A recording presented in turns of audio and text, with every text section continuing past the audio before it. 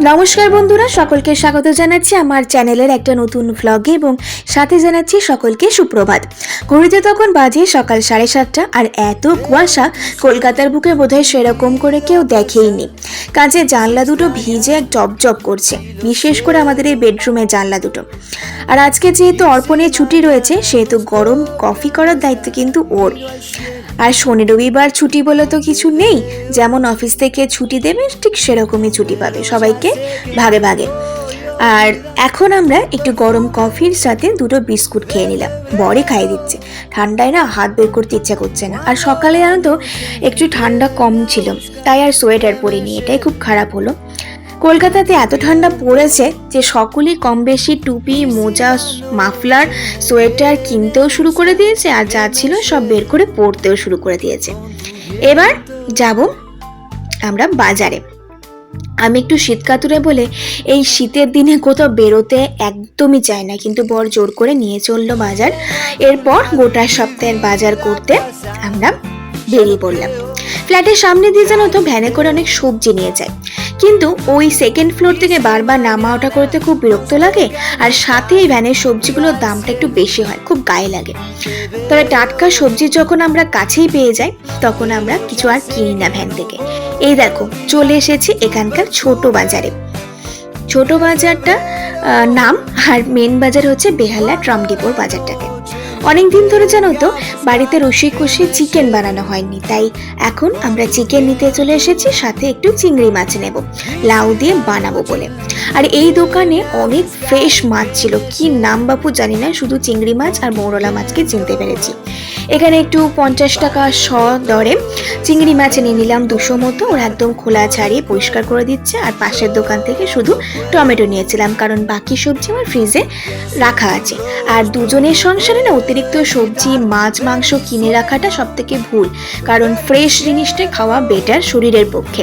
আর ওই বাসি খাবার বা পচিয়ে রেখে খাবার খেয়ে শরীরটাকে নষ্ট করার তো কোনো মানেই হয় না।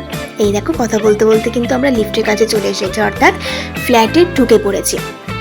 এখন সেরকম রোদ্দুর হচ্ছে না, খুব হালকা পাতলা রোদ্দুর হচ্ছে। আর এই দুটো ট্রলিকে সেদিন আমি পরিষ্কার পরিচ্ছন্ন করলাম, কারণ এই দুটো ট্রলিতে প্রচণ্ড ঝুল হয়েছিল, মাকড়সা জাল বুনছিল, এখানে খুব মাকড়সার অত্যাচার। আর এই মা শারদার ছবিটা আমরা চণ্ডীমেলা থেকে কিনেছি, বাড়িতে যেখানে রান্নাবান্না করা হয় সেখানে। তো লাউ চিংড়ি করবো বলে লাউটা বার করে নিয়েছি, অনলাইন থেকে কিনেছিলাম। দেখো কালারটা কেমন হয়ে গেছে। আর আমি না খুব ফাইনভাবে লাউ কাটতে পারি না, আমার মা ভীষণভাবে লাউ, বাঁধাকপি এগুলো খুব সুন্দর কাটে। আমি মোটামুটি কেটেছি, তাই মন্তব্য করো না প্লিজ। এদিকে চিংড়ি মাছও রেডি করে নিয়েছি পরিষ্কার করে, এবার লাউ চিংড়িটা বানিয়ে নেব। যেহেতু আমি একা হাতে রান্নাবান্না করছিলাম আর ভিডিও বানাচ্ছিলাম, সেহেতু আমার লাউ চিংড়ির ভিডিওটা বানানো হয়নি। তবে এখন আমার বর লেগে পড়েছে রসে কষে চিকেন বানাতে, সাথে একটু আলু চাই কিন্তু ওর। আমি খুব একটা আলু পছন্দ না করলেও আমার বর আলু পছন্দ করে ভীষণ, সে মাটনই হোক, চিকেনই হোক, আর আলু পোস্তই হোক। আলু হচ্ছে ওর প্রধানতম খাদ্য। হ্যাঁ, বাঙালি বাড়িতে সবারই খাদ্য, তবে আমি একটু অ্যাভয়েড করার চেষ্টা করি, কারণ মোটা হয়ে যাওয়ার সম্ভাবনা, কোলেস্ট্রল, সুগার, হাজারো রোগ ব্যাধি শুরু হয় কিন্তু এই আলু থেকে। যাই হোক, আমার বরের একটাই কথা, তেল ছাড়া বেশি ভালো রান্না করতে আমার বর পারবে না, তাই অনেকটাই তেল মশলা দিয়ে এখন রান্না করছে। আর ছুটি ছাটার দিনে মাঝে মধ্যে একটু রিচ খাবার খেলে মন্দ হয় না। আমি তেল ছাড়া বা কম তেলে রান্না করতে অভ্যস্ত, কিন্তু আমার বর সেই রান্নায় চেটে পুটে খাবে, কিন্তু নিজে রান্না তেল ছাড়া বা কম তেলে একদম করবে না। এখন সুন্দরভাবে চিকেন কষানো চলছে। আমার সংসারে আমি যদি একটু খুন্তি নাই নাড়লাম তাহলে আর কি রান্না হলো। এই দেখো আবারও আমি কিন্তু আমার জায়গায় চলে এসেছি। শীতের দিন তো, বেলা খুব ছোট, তাই ও এখন স্নান টান সেরে পুজো আর্চা করবে। মাঝখানে আমার জন্য একটু ভিডিও বানিয়ে দিয়েছিল। আর ওটা মুরগি নেওয়া হয়েছে বলে অনেকটা মাংস পাওয়া গেছে, এবং বড় বড় দুটো লেগ পিস নিয়ে এসেছে। আমরা দুজনে লেগ পিস খেতে ভীষণ ভালোবাসি। আর দুজনে দুটো লেগ পিস থাকার পরেও যেটা বড় লেগ পিস সেটা কিন্তু আমার বর আমার পাতেই তুলে দেয়। আমি বুঝতে পারি না যে এটা কেন করে। বিয়ের আগে এটা বাবা মা করতো, বিশেষ করে বাবা করতো, বিয়ে পরে বর করছে।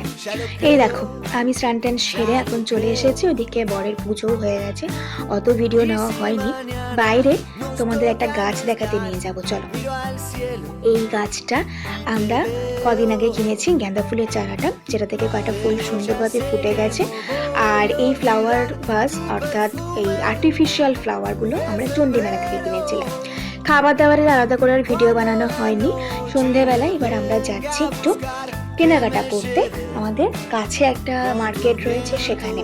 সামনে তো ইতু পুজো আসছে, তাই একটু নতুন চাল নিতে হবে, তো ওই জন্য আমরা যাচ্ছি। যাই হোক, ফ্ল্যাটের সেকেন্ড ফ্লোরে যেহেতু থাকি, বারবার আমাদের লিফটে যাতায়াত করতে হয়। আর আমরা যাব আমাদের বাজারে। এই বাজারটাকে বলা হয় পর্ণশ্রী বাজার।